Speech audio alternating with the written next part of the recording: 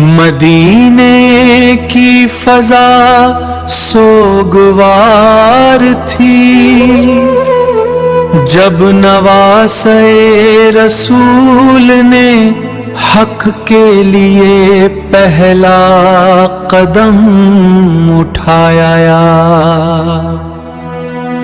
یہ سفر صرف ایک ہجرت نہیں بلکہ ایک نظریے کا اعلان تھا۔ رات کے اندھیرے میں حسین اپنے نانا کے روضے پر گئے، روتے ہوئے آخری سلام پوش کیا اور کہا، نانا میں دین حق کی حفاظت کے لیے جا رہا ہوں۔ یہ وہ لمحہ تھا جہاں نبوت اور امامت کا رشتہ ایک بار پھر قربانی کا متقاضی۔ یاد آئی نانا وہ زمانہ، چھوٹا جاتا ہے تیرا آستانہ، روضے اطہر پہ ہے فغانہ، کل کربلا میں دین کا امتحان۔ یہ شب غم ہے اور یہ آخری سلام، وعدہ ہے میرا ہوگا دین کا بول بلا۔ رخ عراق کی جانب مکے سے نکلنا ایک بڑا اشارہ تھا، کیونکہ امام جانتے تھے کہ اب واپسی کا کوئی راستہ نہیں۔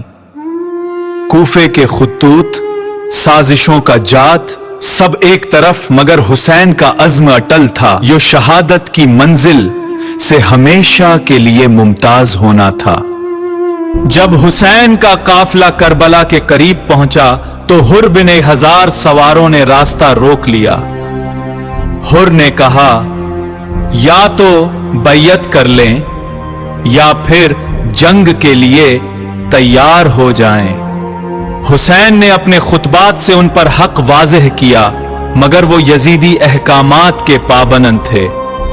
یہ وہ لمحہ تھا جب امام بلا کی تپتی زمین کی طرف رخبور کر دیا گیا۔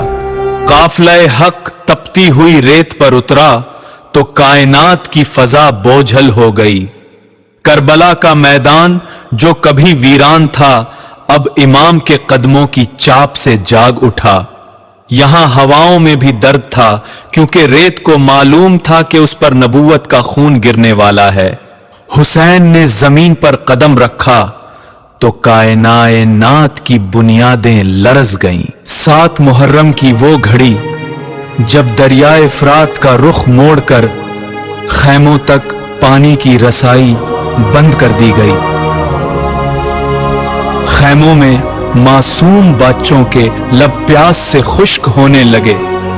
یہ جبر کی انتہا تھی، مگر حسین کے قافلے کا صبر پہاڑ کی طرح قائم تھا۔ پانی کی بندش نے یزیدی فوج کی اخلاقی شکست کا اعلان کر دیا تھا۔ علمدار کربلا عباس جب پانی کے لیے فرات پر پہنچے تو دشمن نے ان پر حملہ کر دیا۔ دونوں بازو کٹ گئے، مشکیزہ چھلنی ہوا، مگر انہوں نے خیموں کا پانی نہ بھولا۔ جب عباس شہید ہوئے تو حسین نے فرمایا، میری کمر ٹوٹ گئی ہے۔ وفا کے اس پیکر کی شہادت نے سب سے دردناک لمحہ 6 ماہ کا معصوم، جس کے ہونٹ پیاس سے پپڑی بن گئے تھے، حسین نے اسے دشمن کے سامنے بلند کیا، مگر تیر ستم نے اس معصوم کا گلا چاک کر دیا۔ امام حسین کے جوان بیٹے علی اکبر میدان میں اترے۔ ان کا چہرہ رسول کی شبیہ تھا، دشمن بھی ان کی شجاعت دیکھ کر دنگ رہ گیا۔ جب وہ شہید ہوئے تو حسین ان کے پاس پہنچے اور ان کے لہو کو آسمان کی طرف اچھالا۔ یہ باپ کے لیے سب سے کٹھن امتحان تھا، مگر حسین نے صبر کا دامن ہاتھ سے نہ چھوڑا۔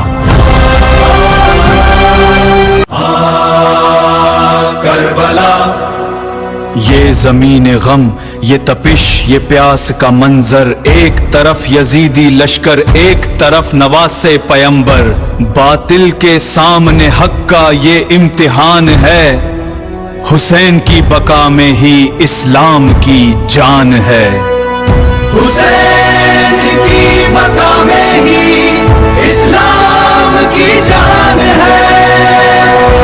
شب عاشور کا نوحہ، امام نے چراغ گل کر دیا تاکہ وفار و شرمندگی نہ ہو، آسمان بھی آنسو بہا رہا تھا۔ امام نے چاند نثار کہانے والے تھے مگر وہ جان نثار کہاں جانے والے تھے۔